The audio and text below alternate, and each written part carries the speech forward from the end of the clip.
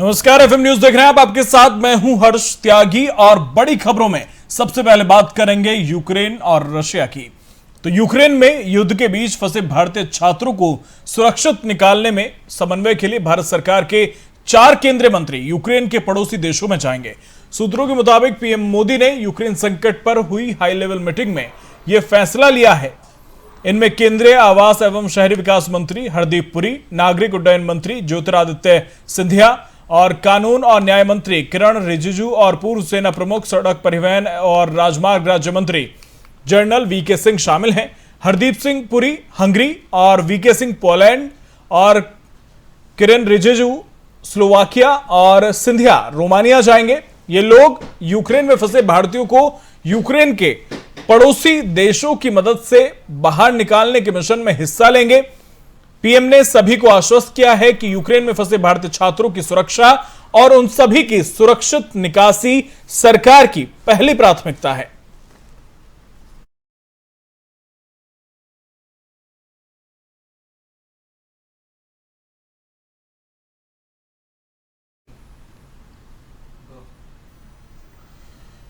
तो मोर्चे पर भारत सरकार ने अपने 4 मंत्री लगाए हैं।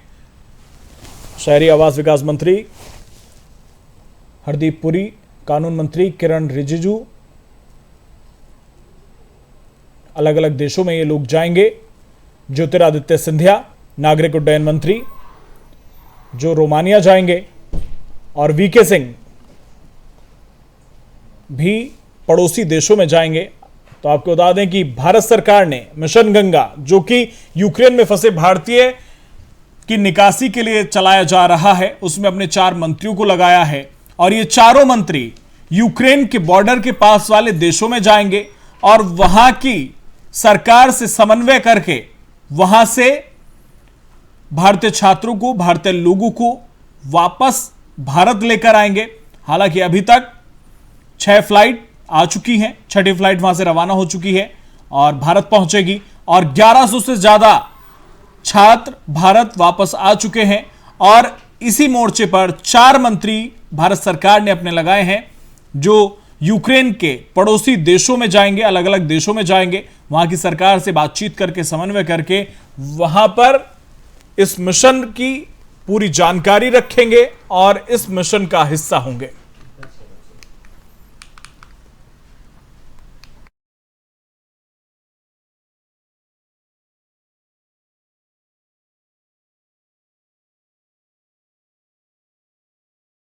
रूस और यूक्रेन का डेलीगेशन बातचीत के लिए बेलारूस पहुंच चुका है और बातचीत शुरू हो गई है। रूस और यूक्रेन के बीच जंग थमेगी या नहीं, यह इसी बातचीत पर निर्भर है और इसी बातचीत के बाद कोई फैसला होगा। बेलारूस रूस यूक्रेन के बीच वार्ता के लिए पूरी तैयारी हो चुकी है, बातचीत शुरू हो चुकी है। लेकिन उससे ठीक पहले यूक्रेन के राष्ट्रपति कार्यालय का यह कहना है कि रूस के साथ बातचीत का उसका मुख्य लक्ष्य तत्काल युद्ध विराम और रूसी सैनिकों की वापसी है। रूस और यूक्रेन के बीच होने वाली बैठक से पहले यूक्रेन के राष्ट्रपति जेलेंस्की ने कहा है कि बैठक में सीज फायर का जिक्र किया जाएगा। उन्होंने कहा कि यूक्रेन से रूसी सेना को अपने सैनिकों को वापस बुलाना चाहिए। हालात को देखते हुए रूस को तुरंत सीज फायर का ऐलान करना चाहिए। रूस और यूक्रेन के बीच जारी युद्ध की वजह से अभी तक दोनों ही पक्षों को भारी नुकसान हुआ है। इस युद्ध की वजह से बड़ी संख्या में लोग देश छोड़कर गए हैं। वहीं रूस ने अब यूक्रेन के कई छोटे शहरों पर कब्जा जमाना शुरू कर दिया है।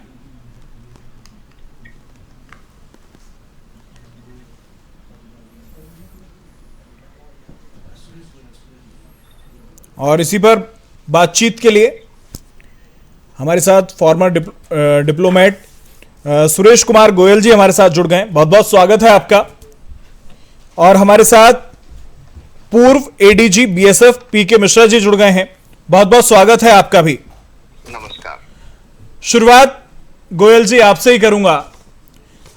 वार्ता शुरू हो चुकी है रूस और यूक्रेन के बीच, लेकिन इस वार्ता के शुरू होने से पहले जेलेंस्की ने कुछ शर्तें रखी हैं, कुछ मांगे अपनी रखी हैं कि सैनिकों की वापसी की जाए, सीज फायर का उल्लंघन किया जाए, हमें ईयू में शामिल किया जाए।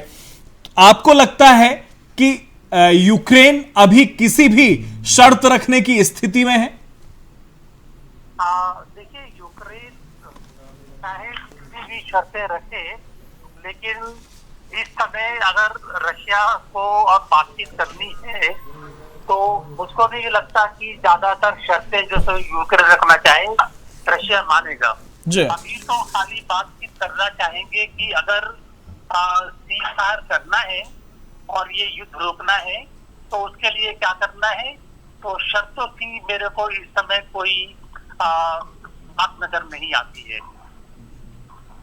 जी क्योंकि जिस तरह का माहौल अभी यूक्रेन में है, जिस तरह की तबाही रसिया ने वहां पर मचाई है, हालांकि नुकसान रसिया को भी कम नहीं हुआ है, उसे देखकर ऐसा लगता नहीं है कि अभी किसी शर्त को रखने की स्थिति में यूक्रेन है। जी बिल्कुल सही कह रहे हैं। जैसा मैंने कहा कि अभी इन शर्तों की मेरे को कोई बात नजर आती नहीं है कि शर्त के साथ में बातचीत हो सकती है। और खासतौर पर अगर शर्त ऐसी हो कि यूक्रेन को आप ईयू में शामिल होने दें, इस तरह की शर्त तो मेरे ख्याल है रशिया बिल्कुल नहीं मानेगा। जी बिल्कुल। और हमारे साथ बातचीत के लिए पीके मिश्रा साहब भी बने हुए हैं। पीके मिश्रा साहब, अभी के जो हालात हैं उस पर मैं आपकी प्रतिक्रिया चाहूंगा। बातचीत शुरू हो चुकी है लेकिन शर्त रख रहा है यूक्रेन। बिल्कुल शर्त यूक्रेन रखेगा क्योंकि Zelensky is a good fighter.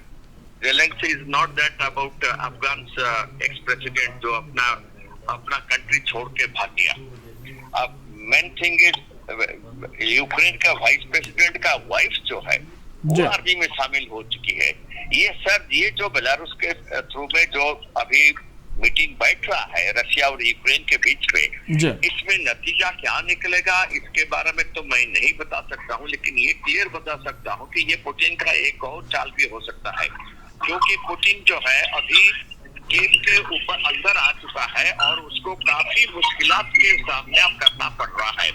लेकिन जेलेंस्की भी क्लियरली बता है कि पुतिन ने 400 आतंकी जो है बेलारूस के थ्रू में भेजे हैं जेलेंस्की को मारने के लिए। ये इसके बीच में जिस तरीके से आज 7 शहरों के ऊपर नया अटैक शुरू हुआ है या चारकाची के ऊपर अभी अटैक चल रहा है और काफी छोटे छोटे डिस्ट्रिक्ट को उन्होंने रशिया ने टेक ओवर करके यूक्रेन का अपना फ्लैग लगा हुआ है, उसके बीच में ये जो वार्ता चल रहा है, वार्ता चलना तो ठीक है लेकिन वार्ता में जो है मेरे को तो पुतिन के ऊपर कुछ डाउट लग रहा है।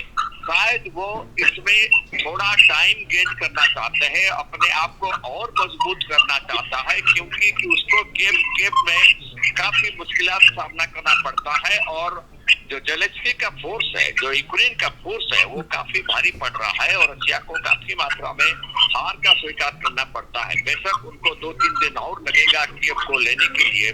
जो उन्होंने सोचे थे कि 2 दिन और 3 दिन में कीव को कैप्चर कर जाएंगे, वो चीज नहीं हुआ। और वार्ता बहुत अच्छी बात है, पूरा वर्ल्ड के लिए अच्छा है, लेकिन जो टेरर जो न्यूक्लियर अटैक करने के लिए जो टेरर पुतिन ने ऑल ओवर वर्ल्ड कर चुका है, जिसके लिए यूनाइटेड नेशन का जनरल असेंबली अभी बुलाया गया है और नाटो का स्पेशल बैठक बैठ रहा है, इसके बारे में अगर मैं बताना चाहता हूँ, ये वार्ता जो है इसका कितना एंड पॉजिटिव रहेगा इसके बारे में मेरे को शंका है, लेकिन बहुत अच्छी बात है। बात में डेफिनेटली यूक्रेन बोलेगा, यूक्रेन तो डेफिनेटली बोलेगा कि रशिया जो है शांति रखे और जो युद्ध कर रहा है उसको बंद करे और अपना सैनिकों को वापस अपना बैरक में बुलाए। ये तो जरूर यूक्रेन रखेगा। यूक्रेन जो है कभी भी अपना पैर नहीं टेकेगा, अपने को कभी सरेंडर नहीं करेगा। जैसे पाकिस्तान के 92,000 सोल्जर सरेंडर कर दिए थे 1971 में, उस तरीके का यूक्रेन का सोल्जर कभी नहीं करेंगे। एक दो का तो हर एक जगह चलता रहता है, लेकिन Ukraine as such they are fighters and they will keep on fighting और Putin is also a great fighter. अब इसके बीच में देखा जाएगा कि वास्तव में हो क्या रहा है। एंड रिजल्ट मेरे को नहीं लग रहा है, जब जहां तक इतना डिस्ट्रक्शन हो चुका है, बोथ रशिया का ट्रूप्स का हो रखा है और यूक्रेन का पूरा कंट्री का हो चुका है। Let us see what is happening, let us hope for the best, क्योंकि इसमें जो है हमको पूरे वर्ल्ड का जितने न्यूक्लियर पावर कंट्री है, यूरोपियन कंट्री को छोड़ दीजिए, पूरा वर्ल्ड का जितने न्यूक्लियर पावर कंट्री है सब अपना अपना न्यूक्लियर वेपन्स को रेडी करना शुरू कर दिए। ये पहले बार सेकेंड वर्ल्ड वॉर के बाद में ये हुआ है और ये जो सिचुएशन अभी आया हुआ है वर्ल्ड में, बहुत खेती घट सकता है और इसका इफेक्ट जो है बहुत बुरा हालत हो सकता है। इसमें यूनाइटेड नेशन बहुत चिंतित है। अब सोचना पड़ेगा कि दूसरा है बेलारूस और चेचनिया दोनों ओपनली अभी अटैक करना शुरू कर दी। बेलारूस का आर्मी अभी ऑलरेडी यूक्रेन के अंदर घुस चुके हैं। चेचनिया तो ऑलरेडी 2 दिन हो गया उन्होंने यूक्रेन के अंदर है। तो ये सब चीज देखने रशिया जो करेगा, अभी जो कुछ करेगा वो बेलारूस के थ्रू में करेगा। बिल्कुल। और अगर हम बात करें, जिस तरह से आपने भी जिक्र किया है कि दोनों फाइटर हैं, लेकिन दोनों फाइटर ने कहीं ना कहीं ऐसा नहीं लगता कि जो ये बातचीत का सिलसिला है इसे शुरू करने में देरी कर दी। मतलब काफी तबाही के बाद दोनों बातचीत के लिए तैयार हुए हैं। देखिए, आज बातचीत जब ये चल रहा है तब पुतिन ने आज जो है BM-21 ग्रैड मिसाइल, जो स्पेशल मिसाइल, जो घातक मिसाइल, उसने यूज करना शुरू कर दिया है कीव को कैप्चर करने के लिए। इसके साथ बातचीत का कोई संपर्क ही नहीं होता है। और साथ में जो बेलारूस और चेचनिया जो उन्होंने अटैक कर दिए और जो 400 मिलिटेंट्स को उन्होंने भेजे जेलेंस्की को कैप्चर करके मारने के लिए, सबको देखने से पता लगता है कि बहुत देर हो चुका है ये बात जो वार्तालाप होने के लिए बेलारूस के बॉर्डर में। लेकिन फिर भी हम आशा करते हैं कि इसका फल जो है ठीक रहे, लेकिन फल मेरे को नहीं लग रहा है कि उसका एंड रिजल्ट कोई अच्छा होगा। कि पुतिन जो आदमी है वो यूक्रेन को कभी अलाउ नहीं करेगा EU का मेंबरशिप लेने के लिए या नाटो के अंदर शामिल होने के लिए। बिल्कुल, क्योंकि पूरा युद्ध ही इसी पूरे युद्ध की जो वजह है वो यही है कि यूक्रेन नाटो में शामिल ना हो, EU में ना जाए। और अगर वही शर्त रखेगा तो इसके बातचीत का कोई अंत होगा ही नहीं। ये है इंडिया, अभी हमारा डिप्लोमेसी क्या होगा, हम यूएस के फेवर करेंगे या रशिया से आर्म्स खरीदेंगे या चाइना के साथ रहेंगे या हम क्या करेंगे, हमारा मतलब होता है तुम होते कौन हो इंटरफियर करने के लिए। यही हालत है पुतिन का। वो चाहता है कि USSR जो था, अब USSR का जितने कंट्री थे बिखर गए हैं, वो सोचता है कि वो सबका फिर सबको ले जाए। अब जी जिनपिंग भी यही बैठे हुए कि यूएसए इसके साथ भिड़ जाए तो मैं ताइवान को ले जाऊं। अब यही हालत अगर रहेगा तो सबके ऊपर अटैक करते रहेंगे। ऑलरेडी क्रीमिया ले गया है पुतिन, अब सोचता है यूक्रेन को भी ले जाएगा। और इसलिए कोशिश में है कि जितने कंट्री ऐसे बाहर निकल गए थे यूएसएसआर का, वो सबको 1 by 1 कैप्चर करना शुरू करेगा, जैसे कि जी जिनपिंग कर रहा है। बिल्कुल। लेकिन सवाल ये भी उठता है कि पिछले आज 5वां दिन है युद्ध का, और युद्ध में को लेकर शुरुआत से ही जेलेंस्की चाहे भारत से अपील करते नजर आए हों, चाहे अन्य देशों से अपील करते नजर आए हों कि रूस के खिलाफ एक साथ आए, उससे बातचीत के लिए साथ आए। अब जब बातचीत शुरू हो रही है तो जेलेंस्की शर्त रख रहे हैं।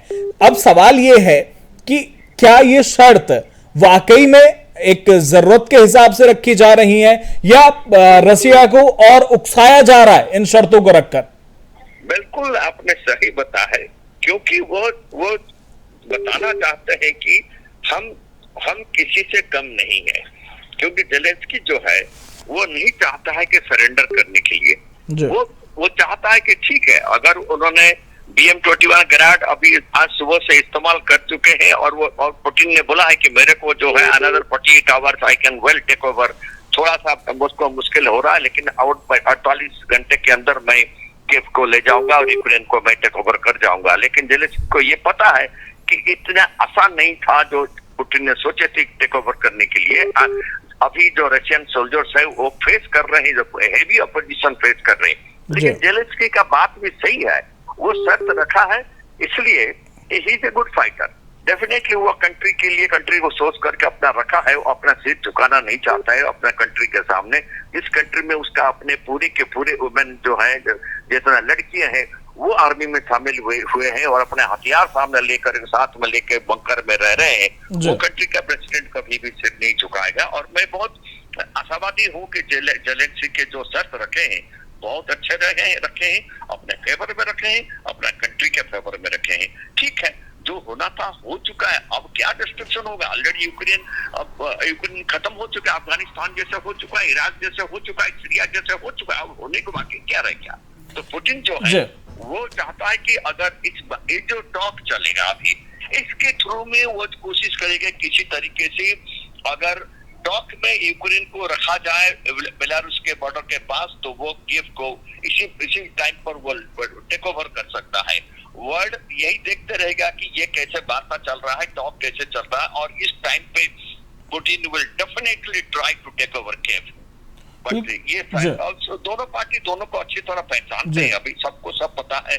और जिस तरीके से मिसाइल अटैक शुरू हो चुका है आज सुबह से, हेवीएस्ट फायर जो है आज से शुरू हुआ है, और मोस्ट हेवीली जो टैंक्स है, वो टैंक जो है स्पेशल मिसाइल्स को एक्स्ट्रा भेजा गया है कीव को लेने के लिए। और जो सोल्जर्स जो है 1/4 मोर सोल्जर्स कीव के पास आ चुके हैं, रशियन सोल्जर्स। तो इससे बड़ा क्लियर हो रहा है कि ये टॉक जो है वो एक साइड में रहेगा, और पुतिन चाहेगा कि यही टॉक चलता रहेगा इसके बीच में कीव को टेक ओवर करने के लिए। इस पूरे प्रकरण में अगर अमेरिका की भूमिका पर नजर डालें तो सभी लोग अमेरिका की भूमिका पर सवाल खड़े करते नजर आए हैं, और सिर्फ अन्य देश या अन्य जो विशेषज्ञ हैं वो ही नहीं, अब ये ट्रंप पूर्व राष्ट्रपति अमेरिका के ये खुद कहते हुए नजर आए कि दिक्कत ये नहीं है कि पुतिन स्मार्ट है, समस्या ये है कि हमारे नेता बेवकूफ हैं। बिल्कुल बिल्कुल, ट्रंप जो है कम से कम मैं ये समझने की आपसे कोशिश करूंगा कि अगर बाइडेन की जगह ट्रंप होते इस वक्त अमेरिका के राष्ट्रपति, तो क्या तस्वीर होती और क्या भूमिका बदल जाती अमेरिका की इस पूरे प्रकरण में? बिल्कुल, मैं क्लियरली बता रहा हूं, Trump was a better master, Trump was a better, वो कार्ड बेटर खेलता है, और वो definitely he could have taken immediate decision whether it is correct or wrong, because उनको भी ताइवान के ऊपर नजर रखना पड़े। मेन प्रॉब्लम जो हो रहा है, चाइना जी इसमें इन्वॉल्व नहीं है, जी का इंटरेस्ट है ताइवान, और यूएसए का पहला इंटरेस्ट भी वहां पर है ताइवान को गार्ड करने का। तो इसमें ट्रंप अगर होते, definitely, because his forces will be divided, 50% will be there for Taiwan and 50% will go for Ukraine. तो बट ट्रम्प जो होते बाइडेन से डेफिनेटली बेटर काम करते, और शायद ये जब 5 दिन हुआ जो युद्ध हुआ, कम से कम पुतिन ने 10 दिन टाइम दिया यूक्रेन को मदद करने के लिए, अपना तीनों तरफ यूक्रेन को घेर के रखा 10 दिन। तो 10 डेज जो था, ट्रम्प इजीली अपना जो न्यूक्लियर वेपन्स एंड मिसाइल्स वो यूक्रेन को दे सकता था, जो कि बाइडेन ने नहीं दिया, और Biden backed out, and Zelensky is very clearly told Biden is a scoundrel, and he backed out, and he stabbed me from the back. And NATO is divided. Nobody knows what Turkey will do. कल Turkey का क्या करेगा NATO के बारे में, क्या NATO से चला जाएगा, ये कोई पता भी नहीं है। And NATO is finished totally. Putin has shown that NATO is nothing. NATO has been brought into sight. A small pig जैसे बन चुका है NATO. They could not take a decision. Last 5 days जब से वार शुरू हुआ, तब से discussion and meetings with no end result. इससे तो अच्छा है कि जर्मनी और फ्रांस जो है कुछ तो भेज दिए, बिल्कुल, कम से कम कुछ तो भेजेंगे। But what has happened to United Nations? United Nations is being a pig. United nation को मानने के लिए प्रस्तुत नहीं है अभी, ये हालत हो चुका है। ठीक है, बहुत बहुत शुक्रिया पीके मिश्रा साहब। थैंक यू, नमस्कार।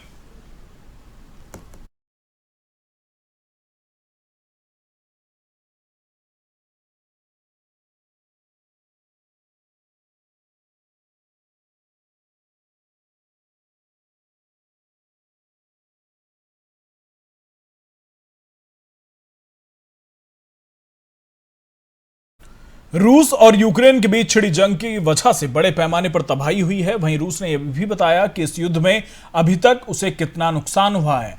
इंटरफैक्स न्यूज की रिपोर्ट के मुताबिक रूस के डिप्टी रक्षा मंत्री हन्ना मलियर ने सोमवार को फेसबुक पर कहा कि रूसी सेना ने 24 फरवरी से 28 फरवरी सुबह 6 बजे तक यूक्रेन में 4 दिनों की लड़ाई में 29 विमान, 29 हेलीकॉप्टर, 3 अनमैन्ड एरियल व्हीकल और 5 एयर डिफेंस सिस्टम गंवा दिए हैं। उन्होंने कहा कि इस दौरान यूक्रेन के 191 टैंक, 816 आर्म कॉम्बैट व्हीकल और 291 व्हीकल और 2 जहाजों को मार गिराया गया है। हथियारों के बारे में बात करते हुए रक्षा मंत्री ने कहा कि सेना ने 74 बंदूकें, एक बक एंटी एयरक्राफ्ट मिसाइल सिस्टम और 21 ग्रैंड मल्टीपल रॉकेट लॉन्चर को खोया है। उन्होंने कहा कि दुश्मन के 5300 लोगों को मार गिराया गया है। मलिया ने कहा कि यह जानकारी सांकेतिक है और इसे अपडेट भी किया जा सकता है, क्योंकि युद्ध की वजह ऐसी जानकारी हासिल करना बेहद मुश्किल है। फिलहाल कमांडर मुख्य रूप से युद्ध के ऑपरेशन पर ध्यान केंद्रित किए हुए हैं। इसके अलावा हम केवल युद्ध के अंत में ही जानकारी प्राप्त कर सकते हैं और लड़ाई बहुत लंबी हो सकती है। सभी डेटा अगले दिन आ रहे हैं।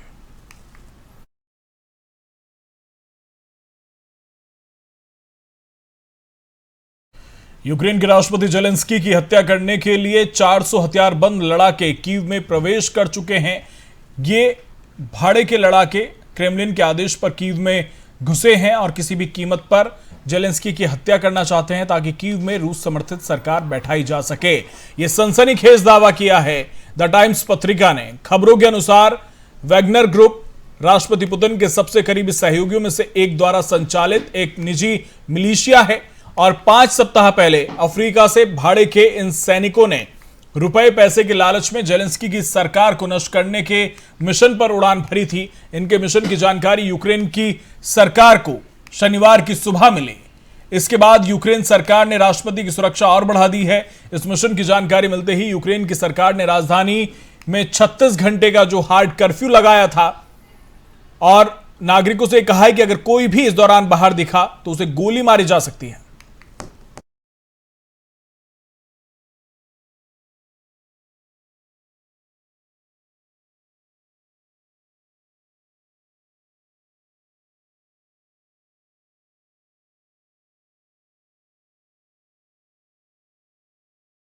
यूक्रेन और रूस के बीच भीषण लड़ाई जारी है। दुनिया के कई देशों और अंतर्राष्ट्रीय संगठनों ने रूस पर पहले ही कई प्रतिबंध लगा दिए हैं। सोमवार को अमेरिकी राष्ट्रपति जो बाइडेन रूस यूक्रेन जंग पर नाटो देशों के साथ बैठक करने जा रहे हैं। इसमें यूरोपीय संघ, Britain, Canada, France, Germany, Italy, Poland, Japan और रोमानिया भी हिस्सा लेंगे। यूक्रेन को लेकर होने वाली इस बैठक को लेकर पूरी दुनिया की नजरें टिकी हैं और इससे पहले रूस की ओर से परमाणु बलों को अलर्ट किए जाने के फैसले पर नेटो ने कहा था कि पुतिन दुनिया में दहशत फैलाने की कोशिश कर रहे हैं। अमेरिकी राष्ट्रपति जो बाइडेन रूस पर और प्रतिबंध लगाए जाने को लेकर कदम उठाने पर विचार कर रहे हैं।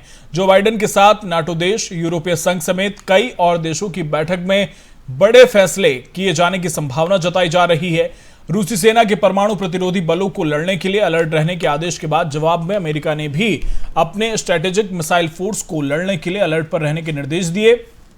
इससे पहले यूरोपियन यूनियन की बैठक में पुतिन और विदेश मंत्री लावरोव से जुड़ी यूरोपीय संपत्तियों को फ्रीज करने पर सहमति जताई गई थी। यूरोपियन सिटीजनशिप को लेकर रूस को बड़ा झटका लगा है। यूरोपियन यूनियन ने रूसी नागरिकों को निवेश से मिलने वाली यूरोपियन सिटीजनशिप पर रोक लगा दी है।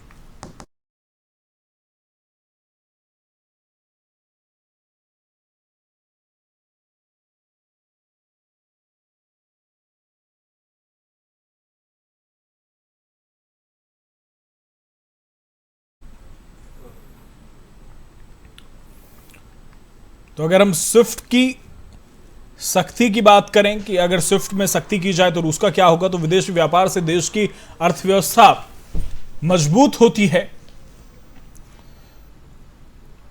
स्विफ्ट से अंतर्राष्ट्रीय व्यापार, विदेशी निवेश का मैनेजमेंट किया जाता है।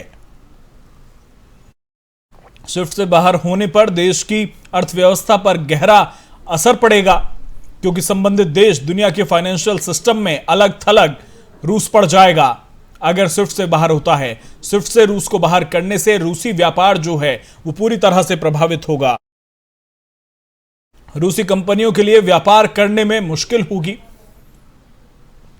उत्तर कोरिया और ईरान पर इसी प्रकार के प्रतिबंध लगे हुए हैं।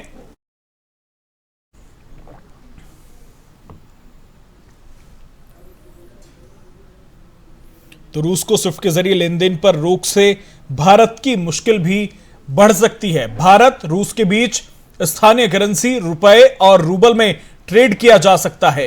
रूस पर लगे आर्थिक प्रतिबंधों के बाद भारत लोकल करेंसी के जरिए रूस से व्यापार कर सकता है।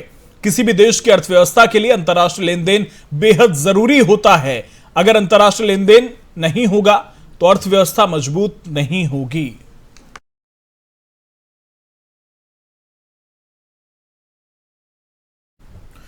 अमेरिका के पूर्व राष्ट्रपति डोनाल्ड ट्रंप ने शनिवार को यूक्रेन संकट पर राष्ट्रपति जो बाइडेन पर जमकर हमला बोला। उन्होंने अपने भाषण में नाटो पर भी हमला बोला। उन्होंने कहा कि नाटो मनोवैज्ञानिक तौर पर रूस को घेरने और उसे अलग थलग करने की जगह आर्थिक प्रतिबंधों तक ही सीमित रह गया। उन्होंने दोहराया कि समस्या यह नहीं है कि पुतिन स्मार्ट है, बेशक वो स्मार्ट है, लेकिन असली समस्या यह है कि हमारे नेता बेहद बेवकूफ हैं।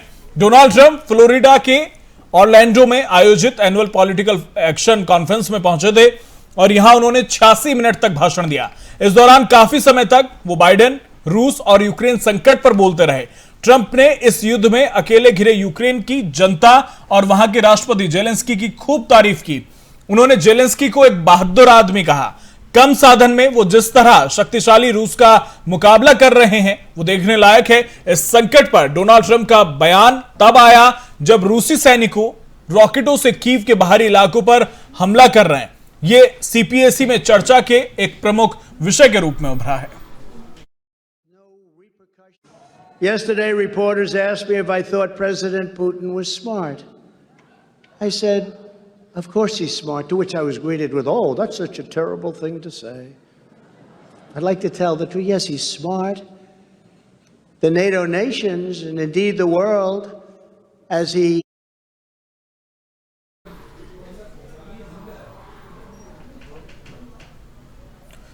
दिल्ली दंगों के मामलों में दिल्ली हाई कोर्ट ने कई बड़े राजनीतिक हस्तियों को नोटिस भेजा है। कोर्ट ने पूछा कि क्यों ना इस मामले में पक्षकार के रूप में उन पर भी मुकदमा चलाया जाए। अदालत ने इस मामले में कांग्रेस अध्यक्ष सोनिया गांधी, सांसद राहुल गांधी और प्रियंका गांधी को नोटिस भेजा। इसके अलावा अदालत ने ऐसा ही नोटिस केंद्रीय मंत्री अनुराग ठाकुर, बीजेपी नेता कपिल मिश्रा, बीजेपी सांसद परवेश वर्मा को नोटिस भेजकर जवाब मांगा है।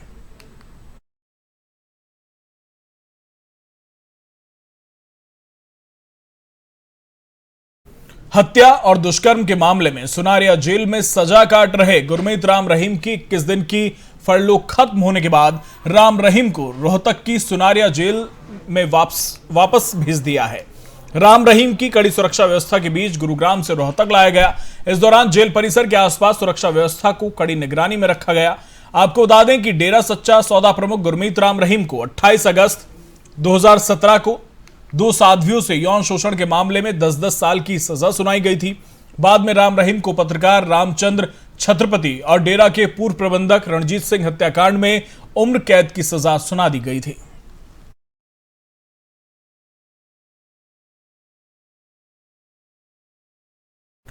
बिहार विधानसभा के स्पीकर विजय कुमार सिन्हा के साथ डीएसपी की ओर से की गई बदसलूकी को लेकर बिहार विधानसभा के बजट सत्र के दूसरे दिन कार्रवाई के दौरान बीजेपी और विपक्षी दलों के नेता एकजुट हो गए। बीजेपी विधायक संजय सरावगी ने सबसे पहले स्पीकर के साथ बदसलूकी के मामले को उठाया। उसके बाद आरजेडी के विधायक भी उनके समर्थन में आ गए। इसके बाद सदन में हो रहे हंगामे को देखते हुए कार्य मंत्रणा समिति की बैठक ली गई। बैठक के बाद स्पीकर ने सदन के लिए निर्णय की जानकारी दी। उन्होंने सदन में बताया कि तय हुआ है कि लखीसराय के एसडीपीओ और 2 थानेदारों को हटाया जाएगा। स्पीकर से बदसलूकी के मामले को विशेषाधिकार समिति को दिया गया है। 15 दिनों में रिपोर्ट दी जाएगी। डीजीपी से रिपोर्ट की प्रतीक्षा है। विधानसभा अध्यक्ष ने सदन में बताया कि जहां तक डीजीपी के बॉडी लैंग्वेज की बात है, उनको इस संबंध में पत्र भेजा जाएगा। सरकार की तरफ से संसदीय कार्य मंत्री विजय चौधरी ने कहा कि मामला स्पीकर साहब से जुड़ा है। हम सरकार की तरफ से स्पष्ट करना चाहते हैं, आप स्वयं इस मामले को देख रहे हैं तो सारे सदस्यों को आसन पर भरोसा होना चाहिए। विजय चौधरी ने कहा कि विपक्षी विधायकों को आसन पर भी भरोसा नहीं है। विपक्षी विधायक आपके अवमानना की बात कर रहे हैं लेकिन आप पर भरोसा नहीं कर रहे। इस पर विधानसभा स्पीकर विजय सिन्हा ने सभी सदस्यों से खड़ा होने के लिए कहा। आसन की तरफ से कहा गया कि जो विधायक आसन पर भरोसा करते हैं वो खड़े हो जाएं। इसके बाद सारे सदस्य सीट पर खड़े हो गए। अब स्पीकर के साथ हुई बदसलूकी का पूरा वीडियो भी हम आपको दिखाते हैं और वो भी सुनाते हैं कि इस वारदात पर खुद स्पीकर विजय कुमार सिन्हा ने क्या कुछ कहा। ठीक कर लीजिएगा। देखिए, इस तरह के माहौल बराबर होते रहता है, पहले भी हुआ है। सरकार के संज्ञान में यह मामला दिया गया है और इस मामला को हम लोग कई बार बैठक में भी कहा है। डीजीपी से भी बैठक होती है, सरकार के लोगों से भी बैठक होती है, संसदीय कार्य मंत्री भी हैं, मुख्यमंत्री जी से भी हम लोगों ने कहा है सदन के अंदर भी ये मामला आया है कि पदाधिकारी को सुशासन स्थापित करने के लिए ईमानदारी के साथ काम करना होगा और अपराधी जो सही में है उस पर कार्रवाई होनी चाहिए, बिल्कुल खाना पूर्ति नहीं होनी चाहिए। और खाना पूर्ति के नाम पर कुशासन लाने का और दुशासन के मनोबल को बढ़ाने का ये खेल अब बंद होनी चाहिए। ये खेल कतई स्वीकार नहीं है। इस खेल में जो संलिप्त हैं, जो कमजोर कड़ी हैं, वो इससे लोगों को। फिलहाल मेरे साथ इतना ही, बने रहिए एफएम न्यूज के साथ। नमस्कार।